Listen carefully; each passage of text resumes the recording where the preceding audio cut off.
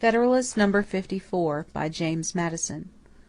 The apportionment of members among the States, from the New York Packet, Tuesday, February 12, 1788. To the People of the State of New York: The next view which I shall take of the House of Representatives relates to the appointment of its members to the several States, which is to be determined by the same rule with that of direct taxes. It is not contended that the number of people in each State ought not to be the standard for regulating the proportion of those who are to represent the people of each State.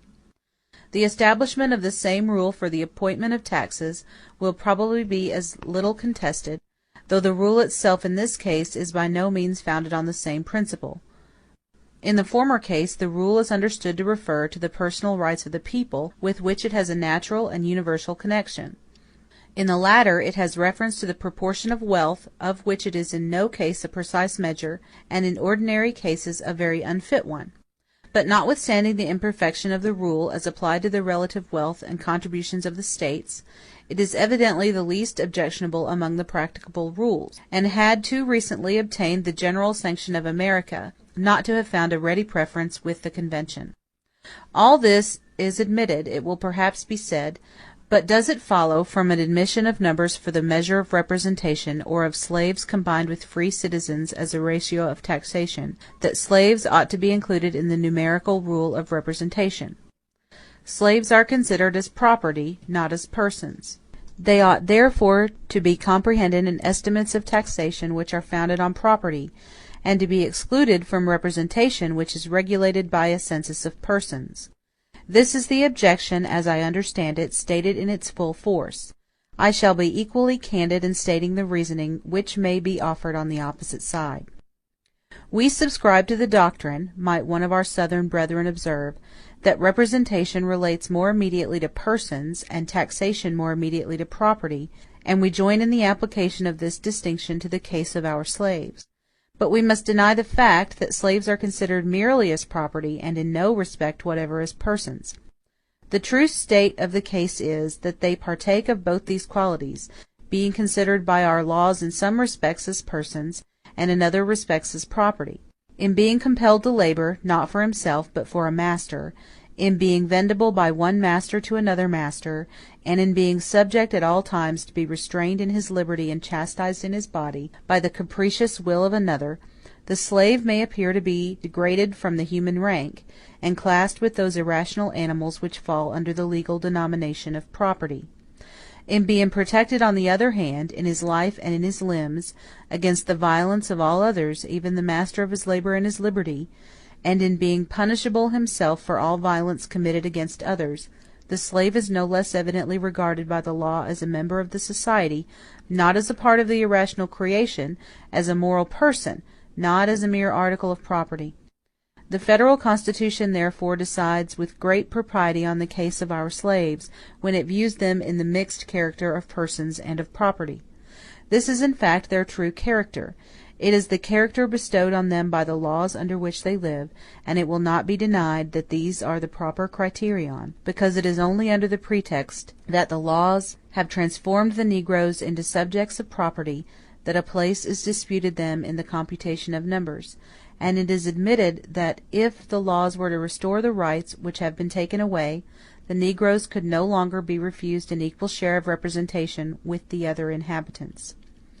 The question may be placed in another light. It is agreed on all sides that numbers are the best scale of wealth and taxation, as they are the only proper scale of representation. Would the Convention have been impartial or consistent, if they had rejected the slaves from the list of inhabitants, when the shares of representation were to be calculated, and inserted them on the lists when the tariff of contributions was to be adjusted? Could it be reasonably expected that the Southern States would concur in a system which considered their slaves in some degree as men, when burdens were to be imposed, but refused to consider them in the same light when advantages were to be conferred? Might not some surprise also be expressed that those who reproach the Southern States with the barbarous policy of considering as property a part of their human brethren, should themselves contend that the government to which all the States are to be parties ought to consider this unfortunate race more completely in the unnatural light of property than the very laws of which they complain? It may be replied, perhaps, that slaves are not included in the estimate of representation in any of the states possessing them. They neither vote themselves nor increase the votes of their masters. Upon what principle, then, ought they to be taken into the federal estimate of representation? In rejecting them altogether, the Constitution would in this respect have followed the very laws which have been appealed to as the proper guide. This objection is repelled by a single observation. It is a fundamental principle of the proposed Constitution that as the aggregate number of representatives allotted to the several states is to be determined by a federal rule founded on the aggregate number of inhabitants, so the right of choosing this allotted number in each state is to be exercised by such part of the inhabitants as the state itself may designate. The qualifications on which the right of suffrage depend are not, perhaps, the same in any two states. In some of the states the difference is very material. In every state a certain proportion of inhabitants are deprived of this right by the constitution of the state, who will be included in the census by which the federal constitution apportions the representatives. In this point of view the Southern states might retort the complaint by insisting that the principle laid down by the convention required that no regard should be had to the policy of particular states toward their own inhabitants, and consequently that the slaves as inhabitants should have been admitted into the census according to their full number, in like manner with other inhabitants who, by the policy of other states, are not admitted to all the rights of citizens. A rigorous adherence, however, to this principle is waived by those who would be gainers by it. All that they ask is that equal moderation be shown on the other side. Let the case of the slaves be considered, as it is in truth a peculiar one. Let the compromising expedient of the Constitution be mutually adopted, which regards them as inhabitants, but as debased by servitude below the equal level of free inhabitants, which regards the slave as divested of 2/5 of the man. After all, may not another ground be taken on which this article of the Constitution will admit of a still more ready defense? We have hitherto proceeded on the idea that representation related to persons only, and not at all to property. But is it a just idea? Government is instituted no less for protection of the property than of the persons, of individuals. The one as well as the other, therefore, may be considered as represented by those who are charged with the government. Upon this principle it is that in several of the states, and particularly in the state of New York, one branch of the government is intended more especially to be the guardian of property, and is accordingly elected by that part of society which is most interested in this object of government. In the federal Constitution this policy does not prevail. The rights of property are committed into the same hands with the personal rights. Some attention ought therefore to be paid to property in the choice of those hands. For another reason, the votes allowed in the federal legislature to the people of each state ought to bear some proportion to the comparative wealth of the states. States have not, like individuals, an influence over each other arising from superior advantages of fortune.